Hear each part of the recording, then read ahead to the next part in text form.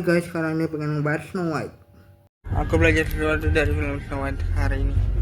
Gue kan 5 tahun ini berusaha untuk ramah karena belajar dari salah satu teman gereja aku gitu kan. Dia ramah banget sama aku. Si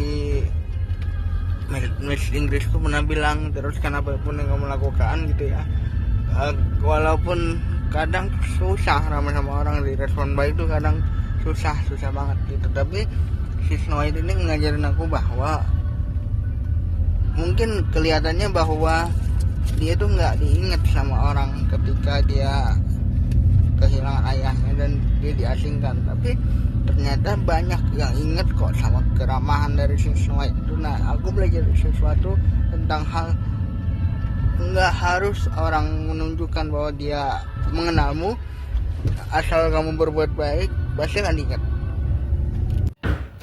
Jadi di mobil tadi kan aku bilang nggak apa-apa ramah aja sama orang gitu kan, nggak apa-apa berbuat baik aja sama orang. Nah ini kenapa aku bilang begitu ya, tadi yang seperti aku bilang bahwa Putri Salju atau Snow White ini ngajarin kita bahwa walaupun nantinya kebaikan kita nggak diingat, maksudnya kayak nggak dianggap gitu kebaikan kita ya, cuman maksudnya yang paling penting adalah kita ternyata masih diingat sama orang dengan apapun yang kita lakukan gitu. Ketika kita ngomongin soal hal itu, Putri Salju membuktikan hal itu. Awalnya pada saat dia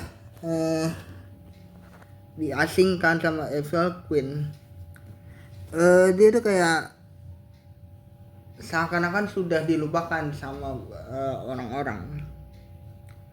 Orang-orang mungkin ingat adanya Putri Salju, tapi Snow White ini kayak ya udah, orang-orang udah bodo amat gitu. Yang paling penting adalah yang mau nantinya dilupakan atau enggak. Yang aku belajar adalah kita berbuat baik aja.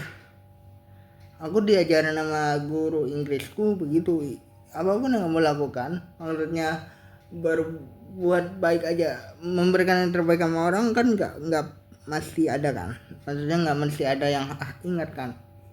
Kalau kita tulus berbuat baik, orang pasti walaupun nggak ingat, tapi paling nggak kita membawa berkat bagi mereka. Nah sekarang aku pengen bahas soal kontroversi yang terjadi di film ini. Kontroversi yang terjadi di film ini adalah katanya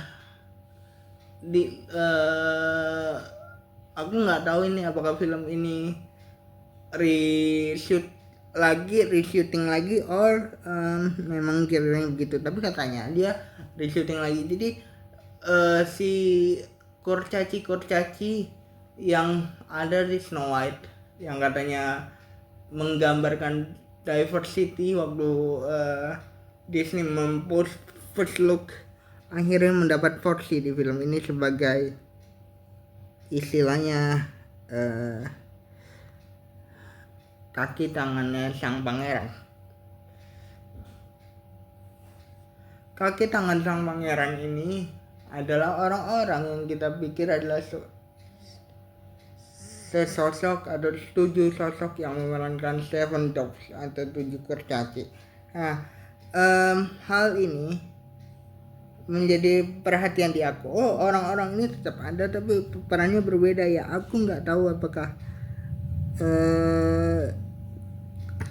mereka reshoot dengan peran yang berbeda atau memang mereka sebenarnya yang mereka post adalah kaki tangannya si pangeran. Ada sedikit perbedaan menurutku di film ini sama film aslinya, tapi menurutnya gini, aku ngerasa bahwa film ini tuh lebih menekankan kepada adventure-nya. Ketika kita ngomongin soal si pangeran, yang kita kan digambarkan pangeran itu ganteng banget gitu kan, di sini malah pangerannya digambarkan sebagai berandalan.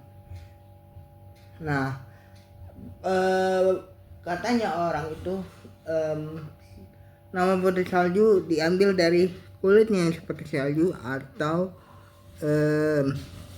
hatinya yang layaknya salju. Nah, aku pikir ini adalah hatinya lah. Maksudnya pemeran Snow White di film ini sangat digambarkan sebagai orang yang baik, yang tadi aku bilang pokoknya ramah aja gitu ya.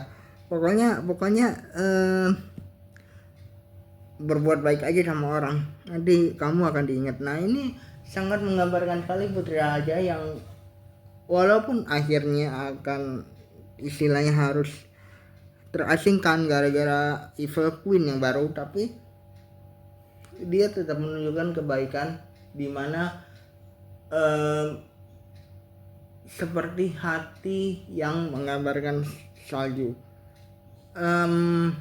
Emang sebenarnya di film ini tuh si Putri Salju digambarkan sebagai orang yang kayak gimana ya, kayak dipersiapkan untuk menjadi seorang putri yang berani, yang juga kain sama setiap rakyatnya. Makanya kenapa sebenarnya rakyatnya tuh masih pada ingat sama Putri Salju yang diasingkan, tapi rakyatnya itu tergambarkan sebagai orang yang ya tahu putrinya begitu, tahu putri barunya begitu gitu ya.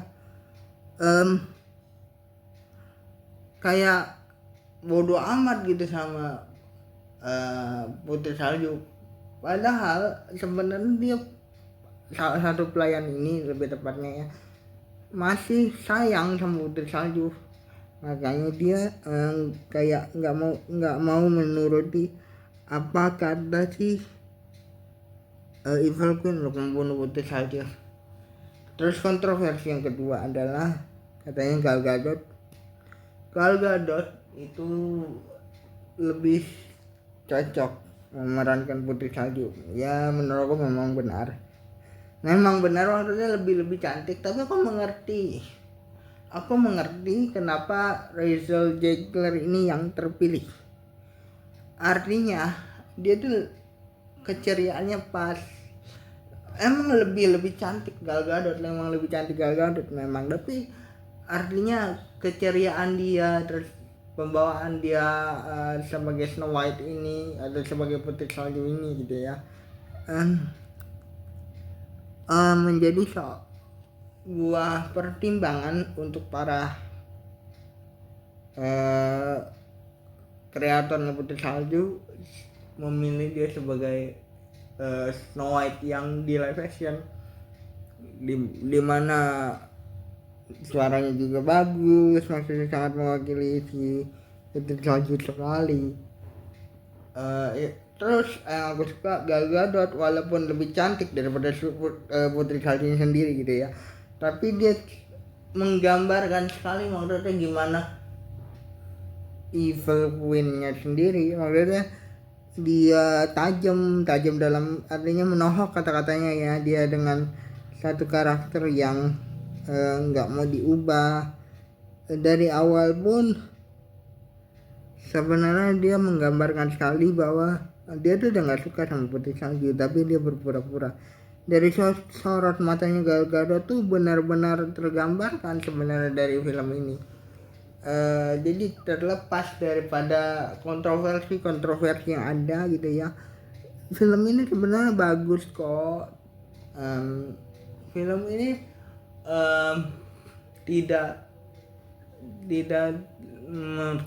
melulu tentang apa yang di apa yang dikatakan sama si internet yang bilang film ini akan gagal. Bagus kok sebenarnya, cuma maksudnya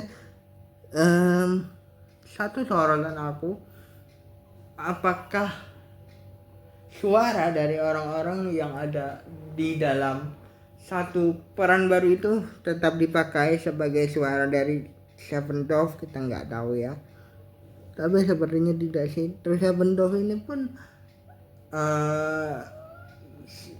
lumayan tergambarkan dengan apa yang ada di Putri Salju sendiri, di Snow White kartun sendiri gitu ya.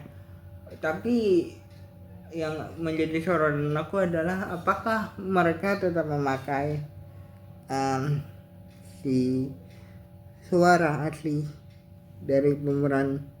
Kalau memang benar ya pemeran yang berganti adegan itu ke orang-orang yang ada di sebagai Seven Dwarfs CGI Seven Dwarfs ini. Itu sih yang aku bisa bahas dari film Snow White 2025. Bye guys.